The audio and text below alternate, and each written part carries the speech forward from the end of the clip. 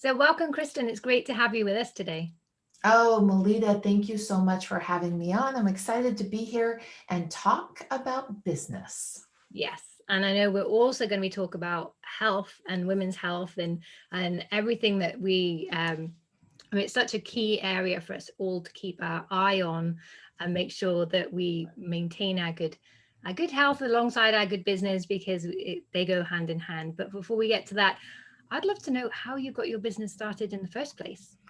Okay, so every 2 weeks when I do payroll for my team, I laugh because I never intended to start a business.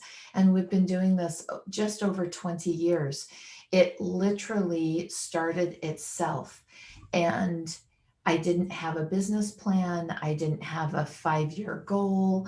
I just wanted to help people and I wanted to make a difference and I'd learned some things.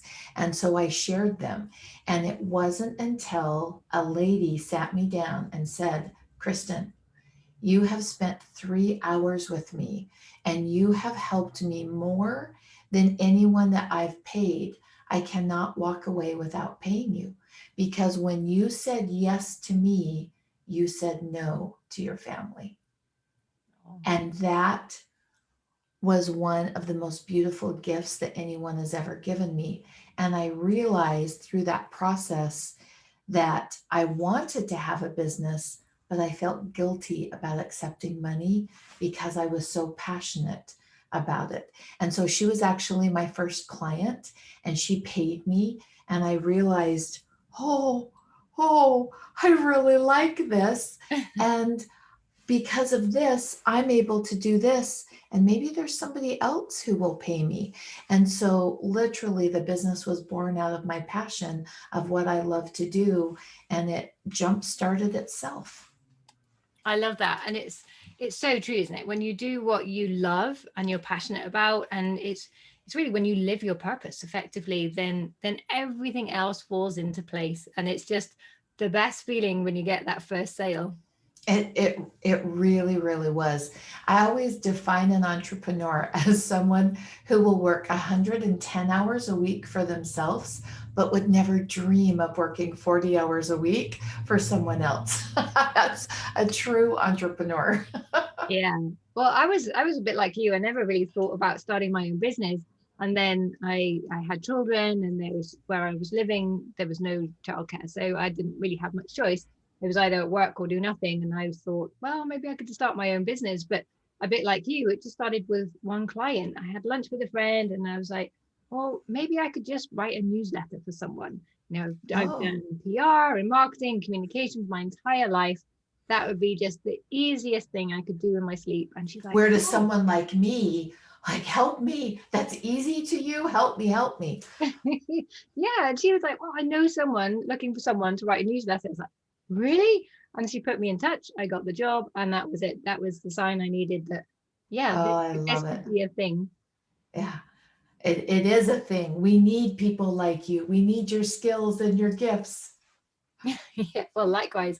So, but it's really, and I think that's something that your business gives you that you don't always get from your job is that opportunity to follow your passions and do the work that you enjoy and get paid for it.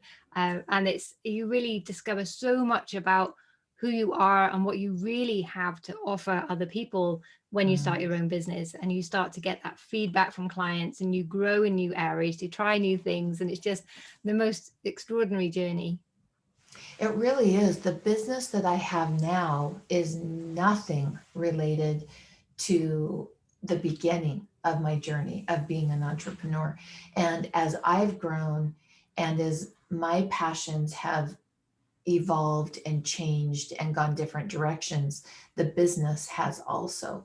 And there's an upside to that and there's a downside to that because sometimes I can become passionate about something else, but I need to finish up what I started. And so there's a gift to that being multi passionate, and there's a downside in that it can take you away from being successful if you start something but don't follow it through. And then you get excited about the next thing and you start that, but you don't follow it through. And so I always tell myself, dig one hole, dig it deep, make it work before I can move on to the next thing. Yeah, I so agree with that. And it's hard, isn't it? Because a lot of entrepreneurs, as you say, are multi-passionate. They're creative people. They're visionary. They have these ideas, and it's but they're not necessarily always the best at following things through and getting Oh, discipline. you you just summarized me. And sometimes, and I have given my team full on permission, and we have a keyword, and they tell me they say that keyword only when they feel like I'm being a bit flighty and going to the next thing, and then getting excited about the next idea, and then getting excited about the next idea. But we get a dopamine hit, and that excitement gives us that dopamine, and that clears our brain a little bit. And so I have to be really careful about that and set my business up in a way that I have people that I trust that give me that honest feedback of, hey, come back over here. Let's finish this idea, do a brain dump, put that in a Google Doc. We're not saying no, but we need to finish this. Yeah, exactly. But one of my favorite sayings by an old mentor was he was always reminding us that it's like, you can't ride two horses with one ass. Absolutely. Oh, that's a good one. I am going to absorb that one Yeah. because it's true. And sometimes, as women, and when we're running a business and we are multi-passionate and we want to create that income stream and that flow and that freedom that comes from being an entrepreneur, it's actually a way we can sabotage ourselves because more money will magnify who we are. So, for example, my business going into multi seven figures, it has magnified that I'm not super organized. And I don't like people to know that I'm not organized. And so sometimes that multi passionate can actually be a way that we're hiding those parts of us that we are that we don't want other people to see. Yes, that can be, and I think that can be a big problem with women as well. I was just having a conversation earlier with a group of women about how we tend to compare ourselves to others, think we're not good enough yet, that we need that next degree, that we need permission before we can do anything. So that we can feel like there's a lot to hide sometimes. Yeah, absolutely. Every single entrepreneur that I work with, I will say to them, I don't need to say this, but you need to hear it. You are worthy enough today, right now, as you are, to start your business. And I give you my permission. And ultimately, they do not need that, but sometimes we need to hear that. And then I think perfectionism can really play a part in it too, in that I had someone say to me, "Oh, Kristen, your labels." I said, "I know, aren't they awful?" And she said, "Well, I can't believe that you're willing to have that label out there that's so awful. If I would have waited until that label was perfect, I still wouldn't be in business. And because I am in business, we've been able to do some incredible things with our team and with our community. And so waiting until you're perfect is actually another way to just stay in that place of hiding in the shadows. Yeah, exactly. If you're always chasing perfection, it doesn't exist. So you're never going to It get that. doesn't. You're just going to deny yourself the pleasure of completing something, your Right. clients the from having whatever it is you're working on, the product or the service. And if you don't start to make money, then you can't employ other people and give them a new opportunity. So Right. it's bigger than isn't it? It's not just about being perfect. So I don't know why we'll get the pat on the head from, well, there isn't anybody. So I Yeah. think it's one of those lessons that we all learn eventually, but unfortunately sometimes it takes us a bit of time. But hopefully when people listen to this show, because it comes up a lot, they're going to be able to put that aside and just really focus on what really matters. Really, this is my vision. I'm going to break it down. This is where the direction we're going in, and hey, if it doesn't work perfectly, we're learning through that. And it's always that process, isn't it? I mean, people sometimes ask me, well, I don't know the right decision to make. I was like, well, what happens if you get it wrong? well, I don't know. Well, then I'll fail. It's like, no, you won't. You'll learn. You'll get there either way. It just depends on what lessons you'll learn along the way. And if that's a lesson you need to learn, then it's going to make you stronger in business. So there is no wrong decision. Like, oh, okay. So it's just get in there, and make it happen. But that's not easy. It takes some courage. So how did you get the courage to fight that any perfectionism tendencies, or to keep going and stop chasing the shiny objects along the way? Right. So, first off, I have that perfectionism. I have not conquered it. I've just learned to give it less weight.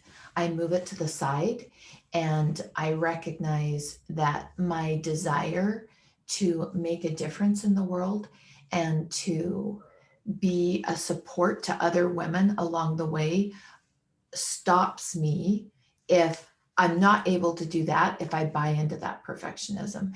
And so that desire that I have of helping other women is stronger than what my perfectionism is. And when that perfectionism kicks in, I literally have a conversation with myself and I say, okay, Kristen, you can buy into this perfectionism, but if you do, you will lose the opportunity to work with Leanne and be a part of her journey. You will lose the opportunity to work with Emily and be a part of her journey. And those clients and being a part of their journey and being a support to them, that is my happy place. And so recognizing that if I buy into that perfectionism, I'm saying yes to perfectionism and I'm saying no to that beautiful connection with clients that I love so much. And so it becomes a logical choice. Oh, that's easy. I choose clients. I choose over here because that perfectionism is a lie. And so just reminding myself of that. And it's not that I've conquered it. I just give it less weight and I don't give it the energy. It's still there. I just have learned, and you build that muscle. And every time that you let it go, you override it, you take action and do that hard thing, you build that muscle. And so then as your business grows, the problems get bigger, the perfectionism comes up even more, but you've built that muscle and you're able to conquer that a little with a little bit more ease. Yeah, I love that piece of, I mean, that's just so valuable.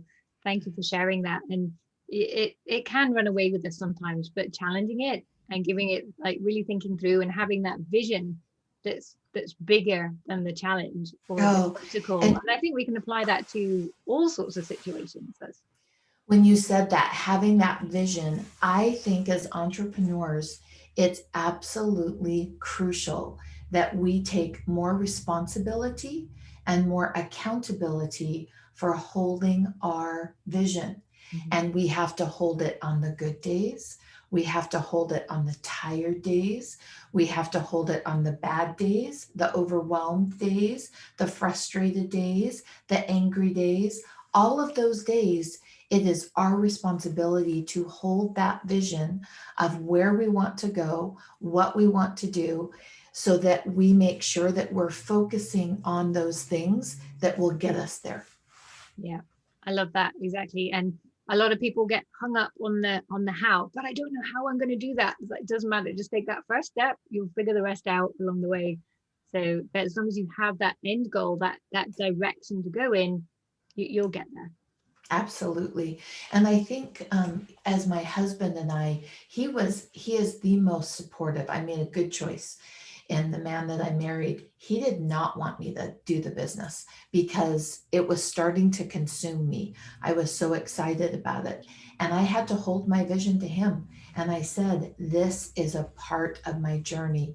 If I suppress this, you are asking me to suppress my most authentic self. And when I expressed it to him like that, he realized how important it was. And sometimes people say, oh, Kristen, it's been so easy for you. Your husband's always supported you. You've always had this and that. And it's like, no, I had to hold my vision even when he didn't hold it. Now, is he amazing and supportive? Absolutely, he is now. But in the beginning, he didn't want anything to do with it. And so holding your vision and knowing I have something to share with the world, and there are people who need it. It might not be my girlfriend, it might not be my family, it might not be my current support group, but there are people out there who need the gift that I have. And so holding that becomes, and it's about holding your value. Yeah, Holding that value strong helps you to take those action steps. absolutely. And I love that message, because that's one thing I think throws a lot of people off, particularly in the early days, where they share their business and their vision, and other people are like, "Are you crazy? Go and get a job. Don't waste your time. Don't waste your money." Oh, And it's so hard in those moments when you think in your mind, you're thinking, "Oh, everyone's going to be so excited," and they're not. And that's really throws a lot of people. And I've seen a lot of women quit there and then. And it's just such a shame, because if they just held on to that vision, as you said, they would have got through that, and they would have found people who did buy into that vision and were supporters, and they would have made it happen. And I've seen it with a lot of my clients that they learned quite early on just to not tell anyone about their business, because they were getting this negativity. But then they worked on it in the background quietly, and if that's what you need to do, then that's fine. And then they got there, and as soon as they launched their business and it was successful, then these people were like, "Oh, well, I always knew you'd make that a success." Like, that's not what you said. So it's really funny how people change. But yeah, they all have their, I think it's important to remember that when they're reflecting anything negative, it's not them telling you they don't think you can do it. They're saying, "I don't think I could do that." It's really always a reflection of themselves and not you. So you just have to smile and continue anyway. Melita, that's as I was listening to your podcast, and the one that I listened to gave me a word for what I am, and it was so helpful. Entrepreneurs, especially women, they must have community. Your podcast creates community because we have higher mental health issues. We have higher anxiety. We have higher levels of depression, higher levels of loneliness as entrepreneurs. We must combat that by going to places where there's community. And that's why it's such a privilege for someone like me to come onto your podcast, because you've created that community. And it doesn't matter what, I know that technically your podcast is for those people starting, but I've been doing this for over 20 years and I'm in multi seven figures now. And I learned things in the first 10 minutes on your podcast. It's surrounding yourself with enough people. And I don't mean in person. It might not be sitting next to you or at your dinner table, or you can go to lunch with them. But now, the age that we live in, we can surround ourselves and put ourselves in those communities where we do feel support, and where there are women who are taking those scary action steps day after day, even if no one else believes in them. And so finding that community is so important. Yeah, absolutely. I couldn't agree more. And when I first started my business 13 years ago, as I mentioned, I started out as a communication consultant because that's what I knew I could do. Mhm. What I really wanted to be doing was continuing the work. So when I was worked in corporate, I built my role up to report to the CEO, and I wanted to use that as an opportunity to inspire more women to follow their path and really create the career they wanted, because I was working in private banking in Switzerland and I didn't have the first clue about banking. I was doing the marketing, the communications, the employee engagement, the leadership coaching, all of that, but I didn't have a clue about banking. And I thought, I'm the perfect role model. If I can make it, any of them can, because they really know what they're talking about. Right. um, and it was just, as you said, the community was incredible. Giving women that space to discuss their challenges, come up with solutions, to know that they were supported, that they're not the only ones, to have a voice, to have access to role models. And I see that women really learn so well from other women and their experiences. And so that's what I really wanted to create with this podcast, was emulating that in some way so that everyone can find someone else with that light bulb moment that tells them, yeah, it's okay, I can do this, because you can do that. Everyone out there listening, you can do this. Oh, absolutely. If I can do it with no college education, and I'm not very good at math, anybody can do it if you're willing to hold your own vision and if you're willing to put the work in. I think there's been some real disingenuous influencers in the female entrepreneurial world that we've looked up to, and oh, it's so easy and you don't have to work, you just use your mindset and you create. Now don't get me wrong, mindset is everything, but there's hard work behind it. And I think we need to remember that we need to be willing to put in that work. Now, we need to do it with currency. So, for example, for me to work the way my father used to work, I don't have to do that. I don't have to see one client and then one client and then one client. I jump on a Zoom call and I see hundreds of clients at the same time when I do my weekly call. And so you have to be current with how that work can be done to make it flow easier. But there is work behind building those systems and creating the content and creating solutions. And ultimately, at our core, entrepreneurs are problem solvers. And sometimes I hear entrepreneurs getting frustrated about the problems they solve.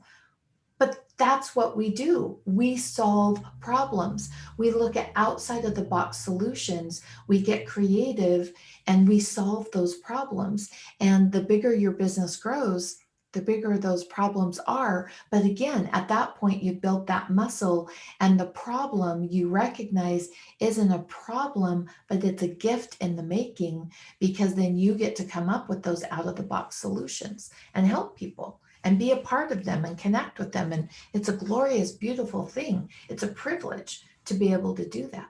Yeah, absolutely. And I think you've touched on that point a couple of times now, that as you grow your business, people seem to think that business goes in a line, and it kind of does. It gets bigger. Mine hasn't. But it sort of goes in a circle, because you start out, then you have to figure out what it means to build a business. So it kind of doesn't really Right. matter where you start, as long as you start somewhere, and start, as you say, building those muscles. Because when you reach the next level, the problems you face are going to be bigger, and there's more money involved, there's more people, you have a team, you have responsibilities. Right. So you have that next level challenge. But having built those, that ability to think, to respond to, and the right mindset to know that you can get through this, then you continue. But at every next level, you have to kind of, what got you here won't get you there. It's a whole new business when you start having a team, and you then have this whole level of leadership that you didn't have before, and you have to manage different departments, which wasn't a thing before. And then you reach the next level, and so you're always learning and growing. And I think that's where mindset comes in for me, is enabling you to do that. Because if you don't have a growth mindset, if you don't believe in yourself and your ability to not do everything perfectly, but just get through the next challenge, and learn and grow and evolve, then it's really hard to do this business. But I think if you just have that self-belief, even if it's just a grain of self-belief, you can do it, and you'll just discover so much about yourself. I do three things every day on my business. The three biggest things, the three hardest things, first thing in the morning. And I've done that every day for 20 years. And we've had growth every single year, whether there was a pandemic, whether there was a downturn, whether there was economic issues. And it's because I do those hard things first thing in the morning. Those are the things that I know that will bring in the most return on investment. And so it's the first three things that I do. And if nothing else happens that day in the business, I know I'm solid, because those three things have been focused on. Yeah. Again, brilliant advice. And as you say, I always encourage my clients, just have three things on your to-do list that Mhm. you absolutely 100% will do today. Then you have your backup list that you can do tomorrow, or you can do later, Mhm. or whenever. It doesn't really matter. But as long as you have those three things done, then you can finish your day feeling accomplished, and satisfied, because otherwise we'll just there the whole time, just was still there at midnight, not feeling ever like we've finished our day. I think So it's so easy to focus on all the minutia of business and feel like, oh, I did so much work today. And it's the same pattern when women are creating health. Oh, I watched so many recipes today and I researched so much today, when in actuality, what we did that day didn't move our business forward and didn't move our health forward. It's those action steps and understanding where to focus yes. that make the difference. And I'm a huge believer in three. So at the end of every day, what three things went beautifully? What three things could have gone better? What three things am I grateful for? I'm constantly asking myself, what three things do I need to be focusing on in the next hour? And so I love that number three. It's very powerful, isn't it? There It must is. be maybe someone listening will tell us what the power of the three is. But yeah, and I think it's easy to manage three. You can It feel is. I can do three. If you had like seven things, all of a sudden it's like, "Ooh," It and feels a little overwhelming. yeah, and overwhelm doesn't come from having too much to do. We always have too much to do. It comes from not knowing what to do next. So when you only have three things, it doesn't feel overwhelming, because you know that's what you can do next and you can get that done in a day. So, or it's manageable. So perhaps that's the magic of it. I don't know. Yeah, very manageable. So you mentioned right back at the beginning that where you started isn't where you are today. Not at all. How have you managed to evolve your business? When did you know it's the right time to change or grow or evolve? So for me, authenticity is crucial. It's absolutely, I I don't function if I'm not feeling true to what I'm doing. And I'll never forget this moment. I had been teaching some classes and I was bringing in about 350,000 US dollars. I don't know what that equates to where you're at, but about 350,000 that was going pretty much straight in my pocket. I didn't have a lot of outgo, and I couldn't teach it anymore. I didn't believe in it. It wasn't mine to be teaching. I knew that there was other things I needed to be doing, but I felt this responsibility because my family was really benefiting from that money, but I was miserable. And I was like, I can't do this. And my whole business was created after my health crashed. I was in a wheelchair having seizures and I was incredibly ill for 3.5 years. And so to go back to not feeling good was suffocating to me. And we have on Sunday is our day as a family. This is when all my kids were at home. They're launched now, but we would plan and talk and okay, what's happening next week? Who needs to be where? And I brought it up at that family meeting and just said, I cannot teach this anymore. It's not mine to teach, and shared with them where I was at. And I was so afraid of what their response would be. And they almost thought I was ridiculous because they were like, well, then be done. Then don't do it. And I'm like, no, no, no, you don't understand. This is the number one moneymaker of what I'm doing. And remember that vacation we took? That money paid for that. And they were like, so? And it to them, it was just not even like, why did you even waste our time bringing this up?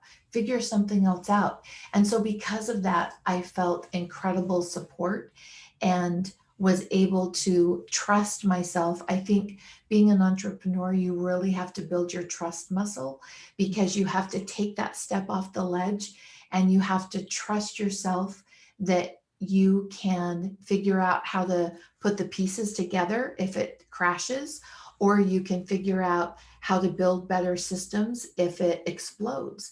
And so I was able to take that step because I knew my family was okay with the fact that it might mean we're not doing that trip or we're not upgrading that, whatever it was.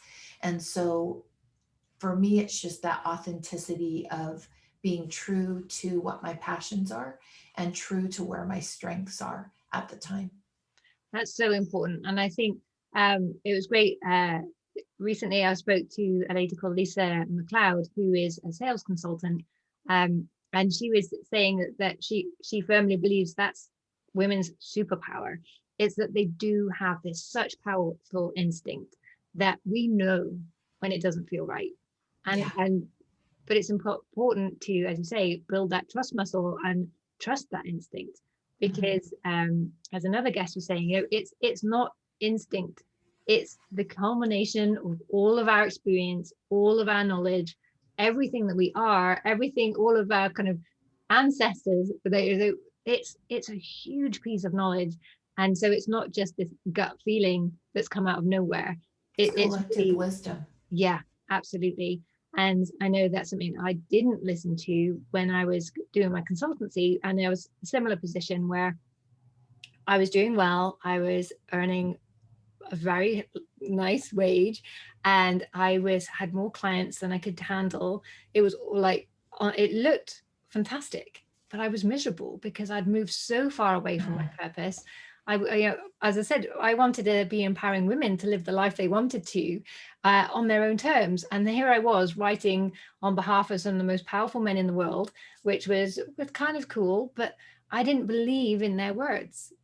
Well, sometimes I did, but a lot of the time I was like, well, this is just hot air and fluff. Yeah. What am I doing? And then I read a quote by Richard Branson, and he said, if it's no longer fun, stop doing it. And I was like, it's not fun, really not fun. And I was just finding it more and more tedious. I wasn't showing up as my best self, and then I wasn't doing my best work, and then it was this cycle of, then I was feeling really bad because I wasn't doing my best work, and then that was making me feel worse. But yeah, I think that's the point where you need to listen to it. I didn't listen to it for a very long time because I didn't know what else to do. I didn't have that perfect solution, and it was really, that was scary to just stop.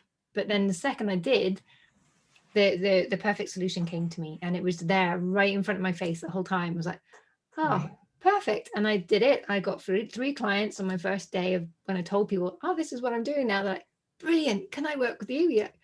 Yes, you can. Yeah. And since then, it's just been black and white from my old business, and just it feels so amazing every single day. I've got so much energy, just made so many connections and making a difference. And that, how that feels is just amazing. So, as you say, it's just so important to trust your instincts and take that leap.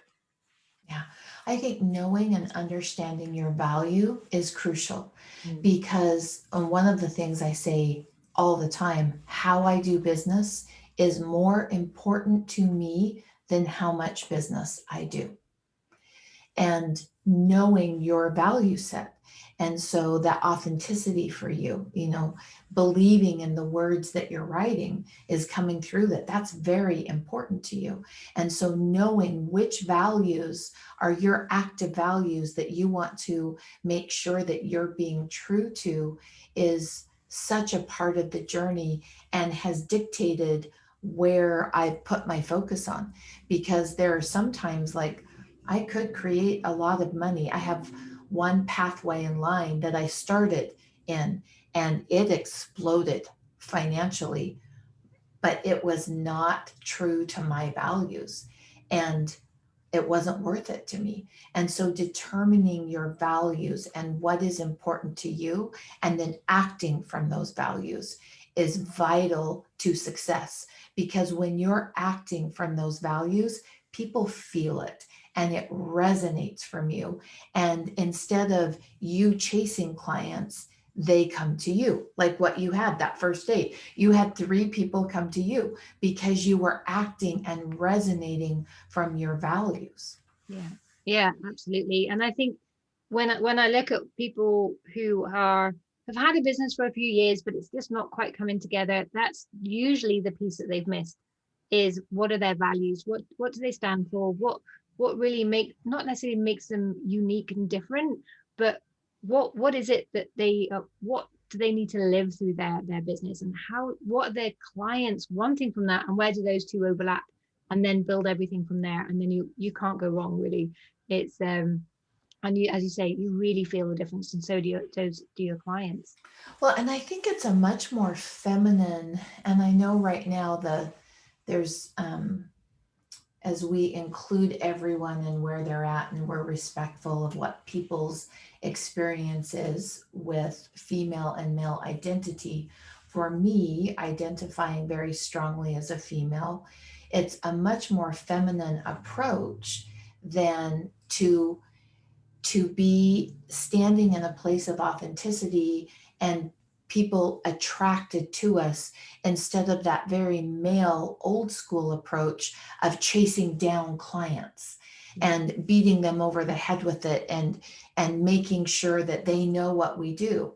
And so for me, it's a much more natural fit and a better fit for me to focus on my values than to be running people down and trying to sell to them. I never, just that selling point, I don't like that. And so to be operating from those values in that place of authenticity, I don't run down after clients. I've always had waiting lists for clients, and it's because I focus on those core values, and people respond to that. And the type of client that you want to bring in responds to that. And it's such an easier way than chasing down and trying to sell to people, because people know when they're being sold to, and nobody likes to be sold to. And so if you can make that mindset shift, it's such a powerful shift from chasing people down to just doing the inner work and making sure that you're operating from a place of integrity. Yeah, absolutely. And if it feels good for you, it feels good for the client, then it's good business. And talking of business, I'd love to understand more about your business. So your business is all about good health naturally. How does that play into your values?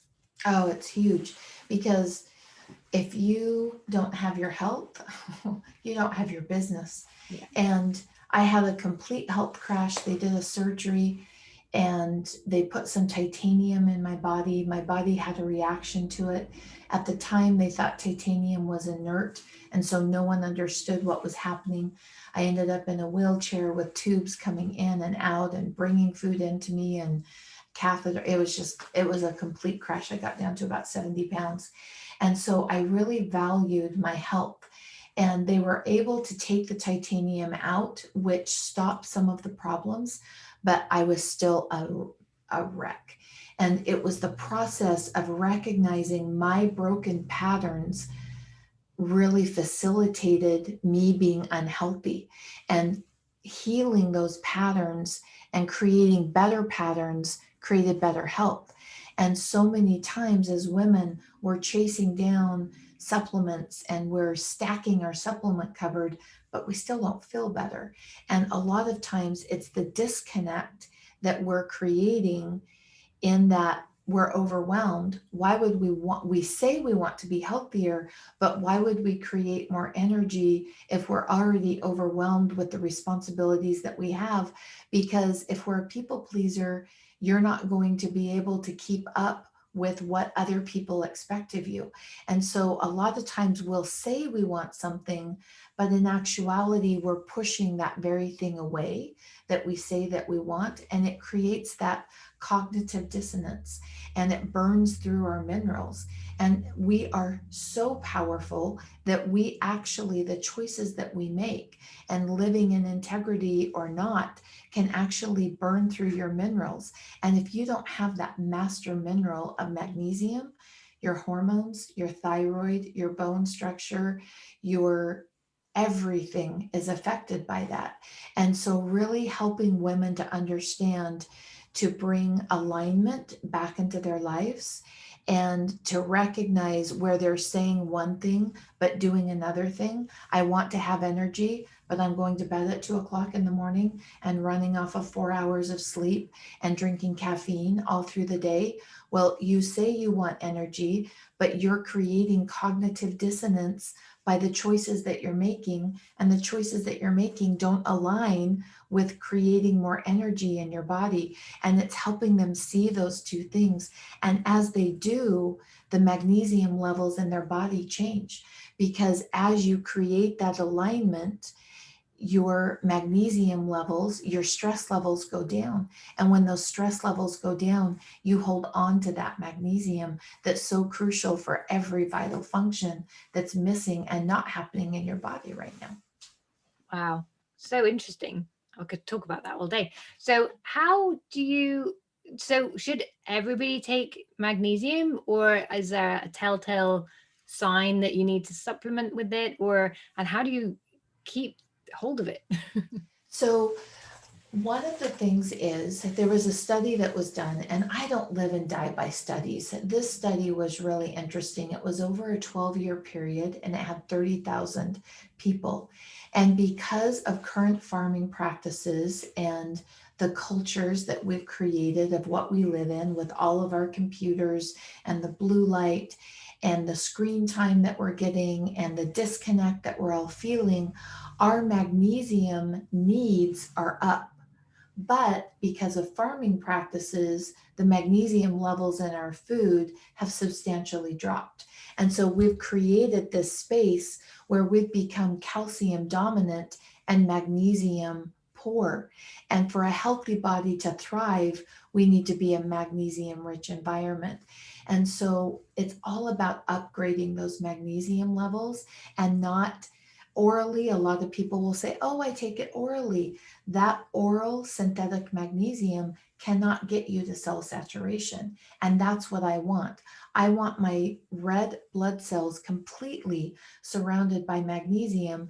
And you cannot take enough oral magnesium to do that. You would have horrific digestion issues.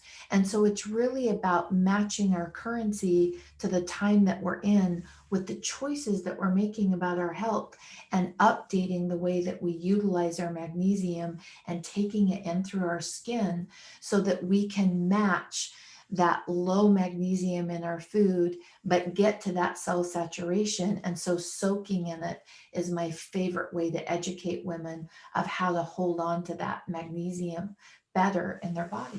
Mm. And it's funny, just in the last 6 months, I've heard that advice from so many people, and I'd never heard of it before. I've been taking my magnesium supplements, and I get awful cramps in my shins sometimes. And I'd never heard of soaking in magnesium. And then all of a sudden, these people are like, no, you have to soak in it. And all my friends are soaking in magnesium. It's like, wow. It's the studies are really, I've been talking about soaking in magnesium for 20 years.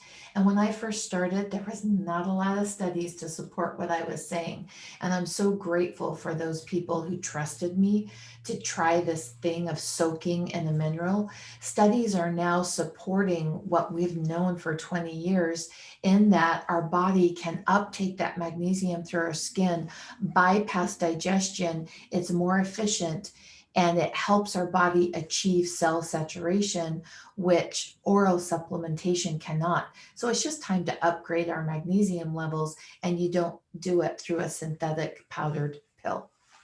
And the big bonus, of course, is that then you have to have a bath and relax. Yes, You yes, have you to take do. that me time to do it, You which do. I love. Yeah. Self-care, it's huge. Self-care Oh, is huge. absolutely. And I think that's really what I'm learning, is that the root of all success is self-love, self-respect, self-care, and just starting from there, and then it all works from there on in. And it's just, yeah, a great realization, really. And we can say, oh, we want to be these entrepreneurs and we want to get started. And it's because we want to create. Ultimately, we want to create something better. But how we create our business and the balance that we create our system to be authentic to that and create it in a way that we can still sustain our health and our mental health, not just our physical health. Entrepreneurs have a higher ratio of mental health issues. And so really I'm focused on shining the light on that and helping entrepreneurs understand, because you have such high expectations on your body, which is fabulous, you're burning through your magnesium at a faster rate. You're needing to replace that magnesium, because that magnesium is the first place that your mental health starts to go off. You drop your vitamin D levels, you drop your liver function, and then we get anxiety and depression kicking in. So really making sure that as that excited entrepreneur who's starting their business, that we start it in a way that's sustainable for our mental health to stay balanced. Yeah, it's all so interconnected, isn't it? It is. And it's keeping that balance, which is something that I've created my dream clients blueprint, which is kind of a map of how to build a business, but it's super simple, and it's really clarity, balance, and profit. And then obviously behind each of those areas, there's a lot to it, but that balance is really, really important, and we have to take that responsibility. It's not something that happens by accident, as I learned the hard way. You Yeah. have to create that. You have to decide, this is the balance I want, and find a way to create that. And And it's maybe, our opportunity to create. We're entrepreneurs. So we say, oh, we want to create that business. Well, let's look at how we're creating that business and create that business in a way that supports our lifestyle. I do not take it for granted that I live exactly where I want to live, and I create the hours that I want to work. I created my business in a way to give me the freedom in my life that I wanted. And if you don't do that when your business is small, you'll never do that when your business is big. And so wiring that in from the beginning is crucial. yeah, amazing advice. Kristen, you have shared just so much wisdom. I've loved this talk. Before we wrap up, is there any last piece of information you would like to share with the listeners? Yes, you're needed. Your gift is strong. Do not wait for someone to tell you it's the right time. Seize the moment now. There are people waiting for you. They don't need me. They don't need Melita. They need you, your specific gift. Today's the day. No more excuses. Amazing. I've got goosebumps. I see so many women waiting until they know how to post on social media, waiting until they know how to do a TikTok. Don't wait. Don't wait. Today is the day that you start. Today's the day. We need you. We need more women standing up, making connections, and making this world a better place. There is so much chaos out there. Your voice will help cut the chaos for someone else. And that experience of being with someone else on their journey, and you being able to make it just a little bit easier, a little bit better because of your gift, there is nothing, for me at least, that's better than that. It's like my crack cocaine. I'm addicted to that feeling. There is just nothing better than those thank you notes. I got one yesterday that said, Kristen, that 30 minutes defined where I'm going and helped me make this decision. I took the action, and look what's already happened. And so people are waiting for you that are listening right now. They need you today, not next week when you're perfect. And really think about it. Who relates to perfect people? I don't relate to perfect people. I relate to some messiness in people's lives. And so you're going to be more relatable showing up as your authentic, imperfect self right now, today. Yeah, absolutely. Imperfection really draws people to you. And if you're too perfect, then it just creates that boundary, doesn't that wall between you, and you don't need that. That's not going to help you in business. No. And as we said right at the beginning, your community are there for you. So if you're worried, can I really do this? Just trust us. Yes, you can. And go and find that community and come and join the Driven Female Entrepreneur group Keep on listening Facebook. to We're Melita. all there. We're waiting It for you. it and we can always learn. And Melita, I was so blown away when I listened to your podcast, because the first, time is precious. We each only have 24 hours a day. My husband's a recent unexpected double amputee. My time has become even more precious as I make sure that I'm doing everything I can to help him meet his needs, and I'm taking care and loving on my business and my team. And so I don't take lightly where I put my energy and what I listen to. I'm very selective. The first 3 minutes into your podcast, I had two takeaways that helped me on my entrepreneurial journey. So just keep listening to Melita's podcast and keep taking action steps. That's what leads you to success. Thank you so much, Kristen.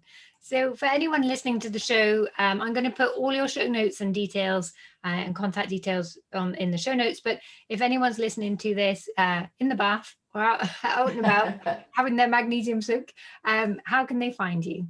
They can go to livingthegoodlifenaturally.com. That's my website.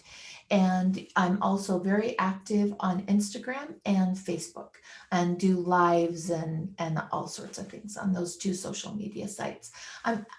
I dabble in a couple others, but Facebook and Instagram, I'm the most active. Brilliant. Thank you so much, Kristen. I've really enjoyed this interview. Oh, thank you.